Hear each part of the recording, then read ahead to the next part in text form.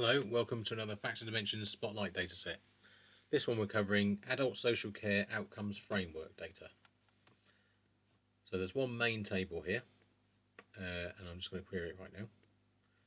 We've got just over, well, quite a lot over 500,000 rows of data, going back to April 2011. You can see the sort of data we have here, so measures and measure groups and measure values. And I've also queried the actual selection of measures. I'll just scroll down and pause the video and you can actually have a view at your leisure. But you get the idea. So there you go. If you want to read that, just pause the video as you go. We also added an extra dimension for these geographical codes.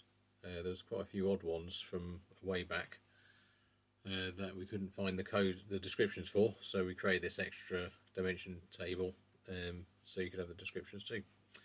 That's that.